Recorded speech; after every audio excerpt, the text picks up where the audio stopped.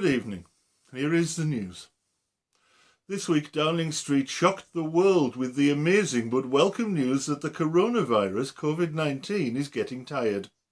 It seems the deadly little newcomer to the world stage has been on a bit of a marathon of late, spreading itself far too thinly as it moved across almost every country on Earth, and all at the same time, more or less. Speaking for the scientific advisory group SAGE, Dominic Cummings, who is definitely not known for supporting harebrained theories such as eugenics or the murderous policy of herd immunity before there's a vaccine, has explained all to the Cabinet. The virus is tired. It's so tired it's getting lazy, and that's why it's safe for schools to reopen, at least it will be in September. By that time, the poor little fellow will only be able to manage a leap of about 1 metre, instead of the 2 metres it began with. Not only that, but if you do catch it in September, it'll be so weak and puny you might not even notice. You'll certainly shake it off easily enough. A bit like the way that all the other viruses like HIV, SARS, influenza and the common cold all got tired and stopped making headlines.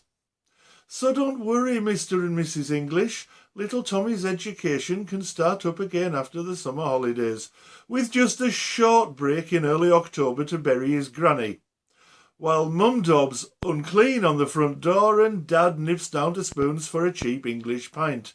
And English pint served by newly re-employed minimum wage staff who've been laid off from Tesco now that Brexit is all but upon us, and there'll soon be no food for them to stack anyway. It's all a bit déjà vu for them, having been laid off by Spoons in March anyway, but they'd better not say so. There's no place for fancy European talk in a Spoons, you know. Meanwhile, Mr. Jenrick is busy deleting emails about Tower Hamlets. Mr. Agnew is busy writing emails to ask about his shares in Faculty AI, and Mr. Cummings is swimming with his small son in the treacherous waters around the Cape of Good Hope to check his hearing. If he can hear his son scream before he drowns, then all will be well. The Europeans have unfairly insisted that Boris stick to the terms of his oven-ready deal. The British have sportingly refused to keep any of their promises, but ordered the EU to give them all the benefits anyway. Johnny Foreigner has behaved appallingly by sticking to his guns and demanding that Britain play fair and stop telling lies about all the other European countries. Boris Johnson has refused to tell anyone the truth, largely because he no longer knows what the truth is, and he's stormed off to hide in the fridge. Lots of TV reporters are checking that they still have their mobile phones. Priti Patel has made plans to change her surname to Chumley Warner and called all the anti-racists racist for suggesting that she might like to do something for the communities that she grew up in.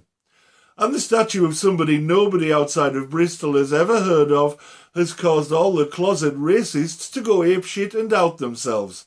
So now we all know who to avoid in the future. Actually, we do well to avoid just about everyone for a bit longer. Don't believe what the government is saying. The virus isn't tired. The lockdown shouldn't have been relaxed yet. The shops will all be open on Monday and the virus will be back again in earnest by the end of the month. Did I mention that we're screwed?